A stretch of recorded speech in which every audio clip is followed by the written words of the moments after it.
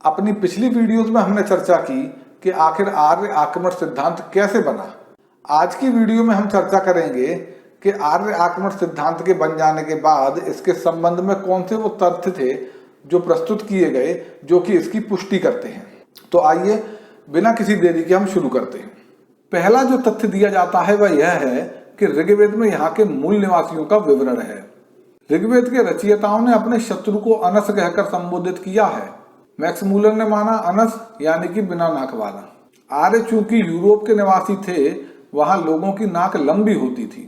भारत के लोगों की नाक उनसे छोटी व चपटी होती थी, इसलिए भारत के लोगों को देखकर आर्यों ने उन्हें छोटी नाक वाले अथवा बिना नाक वाले लोग कहते हुए अनस लिखा।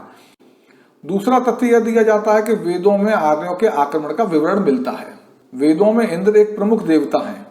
वेदों में इंद्र को पुरंदर और नरजीत कहा गया है।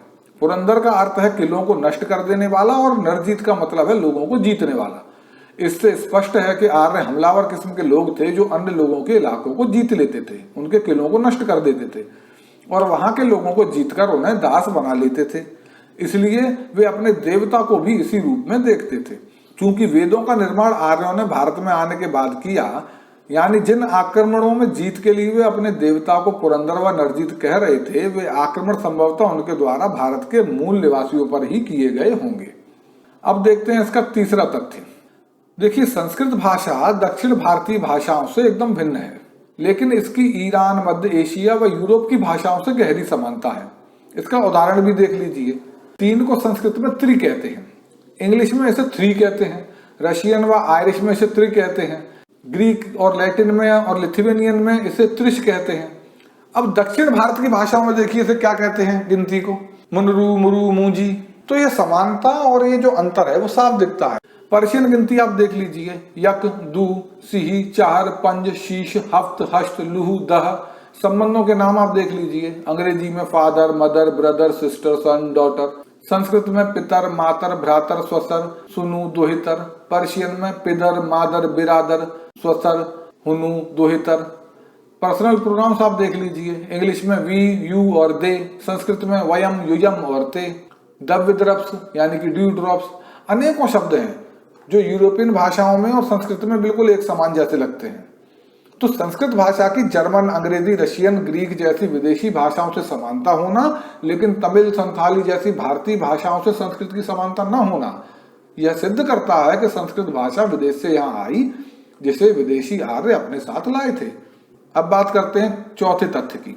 ऋग्वेद में सरस्वती नदी का वर्णन है और अवेस्ता में भी एक हरक्वेती नदी का जिक्र है। यह हरक्वेती नदी अफगानिस्तान के इलाके में थी। माना जाता है कि इसका भी प्राचीन नाम सरस्वती था। आर्य जब भारत की ओर बढ़ रहे थे तो उनके रास्ते में यह सरस्वती नदी पड़ी होगी। बाद में जब वे लोग भारत पहुंचे तो उन्होंने इस नदी के नाम पर भारत में एक नदी का नाम रख दिया, सरस्वती। नदी के नाम का ये जो ट्रांसफर है, यह भी साबित करता है कि आर्य बाहर से भारत के अंदर आए थे। पांचवा तथ्य दिया जाता है वह यह है कि ऋग्वेद में दर्ज नदियों का जो विवरण है वो पश्चिम से पूर्व की ओर का विस्तार दिखाता है, जो कि यह साबित करता है कि आर्य पश्चिम से घुसे और पूर्व की ओर विस्तार कर रहे थे भारत में। देखिए, ऋग्वेद में जो प्राचीन भारत की अधिकांश उत्तर पश्चिमी नदियां हैं उनका तो जिक्र है, लेकिन पूर्वी नदियों में केवल 2 ही नदियों का जिक्र है। और इससे भी स्पष्ट होता है कि आर्य बाहर से आए, क्योंकि जब वो बाहर से यूरोप से आएंगे तो सबसे पहले पश्चिमी इलाकों में ही तो बसेंगे, उसके बाद पूर्वी इलाकों से अवगत होंगे। छठवां जो प्रमाण है वो यह है कि ऋग्वेद में रशिया के यूरल्स पर्वत का जिक्र है। ऋग्वेद में रिप शब्द आता है जो कि शायद रिपियन पर्वत का जिक्र है। माइकल विट्जल के अनुसार यूरोपियन माइथोलॉजीज में जो रिपियन पर्वतों का वर्णन मिलता है वे पर्वत रशिया के यूरल्स पर्वत हैं। ऋग्वेद में इन यूरल्स का जिक्र यह साबित करता है कि भारत में बसने के बाद भी आर्यों की स्मृति में उनके मातृभूमि की यादें मौजूद थी। सातवां तथ्य है यूरेलिक भाषाओं में इंडो ईरानियन शब्दों का पाया जाना। देखिए, फिनिश व हंगेरियन यूरोप में पाई जाने वाली नॉन इंडो यूरोपियन भाषाएं हैं। इन्हें फिनो यूग्रिक अथवा यूरेलिक भाषाएं कहा जाता है। इन नॉन इंडो यूरोपियन भाषाओं में भी इंडो ईरानियन शब्द मिलते हैं, यानी वह शब्द जो ईरानी व संस्कृत भाषा के हैं। इनमें जानवरों के नाम हो, खेती के नाम हो, औजारों के नाम हो, धातु के नाम हो, सांस्कृतिक गतिविधियों के हर क्षेत्र में अनेकों नाम हैं जो इन भाषाओं में ईरानी व संस्कृत भाषा से लिए गए हैं। यानी कि जो आर्यों के पूर्वज थे, जब वो अपने मूल इलाके से निकले तो वो इस इलाके से होते हुए भारत तक आए। आठवां तथ्य दिया जाता है मिटनी में मिले इंडो आर्यन नाम। देखिए 20वीं सदी में पुरातत्ववेत्ताओं को पश्चिम एशिया के अंदर करीब 1400 ईसा पूर्व पुराने मिटनी इंस्क्रिप्शंस और करीब 1700 ईसा पूर्व पुराने कैसाइट इंस्क्रिप्शंस मिले। ये दोनों ही इंडो आर्यन भाषाई रिकॉर्ड नहीं है, लेकिन इनमें राजाओं के नाम व कई अन्य शब्द इंडो आर्यन भाषा के मिले, जैसे वरुण, इंद्र, मरुत, सूर्यस, भग आदि। इनसे साफ स्पष्ट था कि इन रिकॉर्ड से सदियों पहले यहाँ इंडो आर्यन भाषाई लोग आए थे, जो समय के साथ अपनी भाषा भूल गए और वहां की स्थानीय भाषा सीख गए। अब आर्य आक्रमण सिद्धांत के अनुसार 2000 ईसा पूर्व में इंडो यूरोपीय लोगों का एक समूह अपनी मातृभूमि से निकलकर मध्य एशिया में बस गया था, जिन्हें इंडो ईरानियन कहा गया। अगली कुछ सदियों में इनमें से भी कुछ समूह निकलकर भिन्न भिन्न इलाकों में जा बसे थे।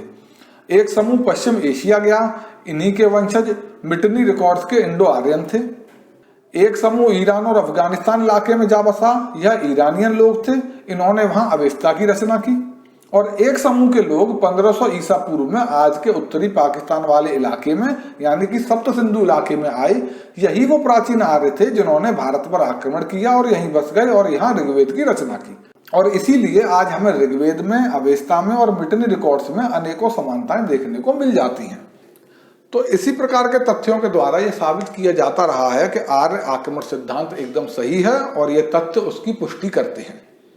अब अगली वीडियो में हम ये चर्चा करेंगे कि वाकई में यह तथ्य उतने पुख्ता हैं जो आर्य आक्रमण को सिद्ध कर सकें या आर्यों को विदेशी सिद्ध कर सकें, या फिर इनके अंदर कोई खोखलापन है या इनका कोई दूसरा पहलू भी है। वीडियो पसंद आने पर कृपया लाइक करें, शेयर करें और चैनल को सब्सक्राइब करके बेल आइकन ज़रूर दबा दें ताकि हमारे आने वाली वीडियोस की जानकारी सबसे पहले आप तक पहुंचे। धन्यवाद।